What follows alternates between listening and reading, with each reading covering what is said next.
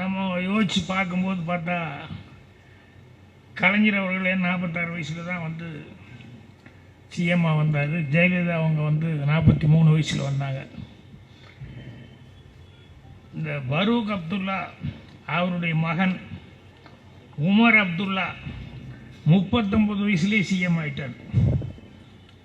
என்ன அவர் பையங்கிற ஒரே காரணத்தினால. அதே மாதிரி வந்து முலாயம் சிங் யாதவ் அவருடைய பையன் அகிலேஷ் யாதவ் அவர் வந்து 38லேயே சிஎம் ஆகிட்டார். எதையா நீ குடும்ப அரசியல்னு சொல்கிற? எங்கள் ஆளுக்கு வந்து அரசியலுக்கு வர்றதுக்கு எத்தனை வருஷமாச்சு?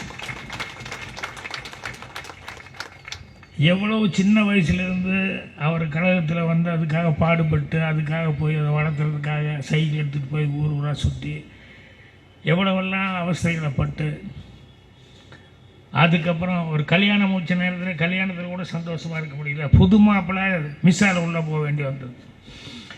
அந்த மாதிரி கஷ்ட நஷ்டங்கள் எல்லாம் அனுபவிச்சு எவ்வளவு போராட்டங்கள். அவர் என்றைக்காவது வந்து நம்ம உடனே சிஎம் ஆயிடணும்னு நினைச்சார? நினைக்கவே இல்லை. கலைஞரும் அவருக்கு அனுபவமாகட்டும், இன்னும் எங்கூட இருந்து எல்லாத்தையுமே பார்த்து தெரிஞ்சுக்கிட்டோம் அப்படின்னு சொல்லிட்டு அவரும் பொறுமை காத்தார். அதை விட நம்ம தளபதி அவர்களும் வந்து அவ்வளோ தூரம் பொறுமையாக இருந்தாங்க.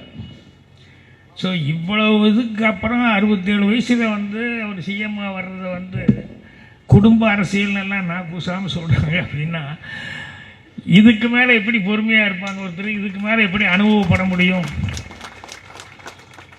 அப்படிங்கிறது எனக்கு புரியல. ஏன்னா அவங்களெல்லாம் பாரு, அது பார்த்தா அப்பட்டமாக தெரியலையா? வந்துட்டோன்னு உடனே பையனை கூப்பிட்டு உட்கார வைக்கணும், அதை பண்ண இதை பண்ணணும்னு நினச்சது. Greens traditional face wash use பண்ணு. இது நமக்கு தரும் பிரைட் அண்ட் க்ளோயிங் ஸ்கின் நேச்சுரலா. Greens traditional face wash.